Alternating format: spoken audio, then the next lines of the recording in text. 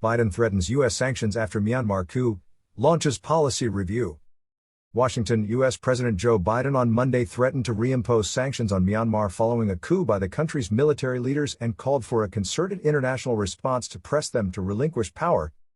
Biden condemned the military's takeover from the civilian-led government on Monday and its detention of elected leader and Nobel laureate Aung San Suu Kyi as a direct assault on the country's transition to democracy and the rule of law.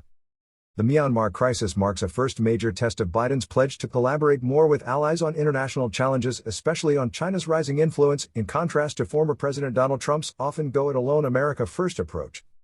It also represented a rare policy alignment between Biden's fellow Democrats and top Republicans as they joined in denouncing the coup and urging Myanmar's military face consequences. The international community should come together in one voice to press the Burmese military to immediately relinquish the power they have seized, release the activists and officials they have detained, Biden said in a statement. The United States removed sanctions on Burma over the past decade based on progress toward democracy. The reversal of that progress will necessitate an immediate review of our sanction laws and authorities, followed by appropriate action, he said. The Biden administration quickly launched high-level internal discussions aimed at crafting a whole-of-government response to the coup and plans to consult closely with Congress, a U.S. official later told Reuters on condition of anonymity. There was no immediate word on how long it would take to reach any decisions. Biden also called on the military in Myanmar, which is also known as Burma, to lift all restrictions on telecommunications and to refrain from violence against civilians. He said the United States was taking note of those who stand with the people of Burma in this difficult hour. We will work with our partners throughout the region and the world to support the restoration of democracy and the rule of law, as well as to hold accountable those responsible for overturning Burma's democratic transition, he said. Suu Kyi's National League for Democracy party won a landslide 83% in a November 8 election.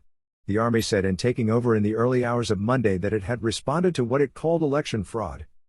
Intensive consultations. White House spokeswoman Jen Psaki told a regular news briefing the United States has had intensive conversations with allies about Myanmar. She declined to say what other actions were under consideration aside from sanctions. Asked whether Biden's assertion that the United States was taking note of how other countries respond was a message to China, Psaki told reporters, "It's a message to all countries in the region."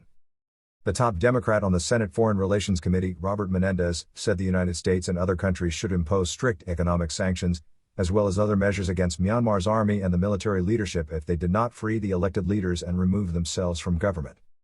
Menendez also charged that the Myanmar army was guilty of genocide against minority Rohingya Muslims, a determination yet to be stated by the U.S. government, and of a sustained campaign of violence against other minorities.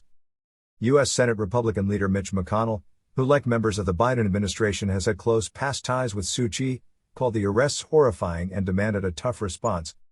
The Biden administration must take a strong stand and our partners and all democracies around the world should follow suit in condemning this authoritarian assault on democracy, he said.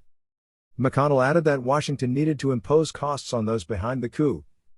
The events in Myanmar are a significant blow for the Biden administration and its effort to forge a robust Asia-Pacific policy to stand up to China. Many of Biden's Asia policy team, including its head, Kurt Campbell, are veterans of the Obama administration, which at the end of former President Barack Obama's term hailed its work to end decades of military rule in Myanmar as a major foreign policy achievement. Biden served as Obama's vice president.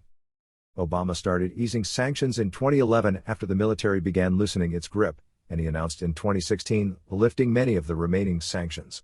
But in 2019, the Trump administration imposed targeted sanctions on 4 military commanders, including General Min Aung Hlaing, over human rights abuses against Rohingya Muslims and other minorities.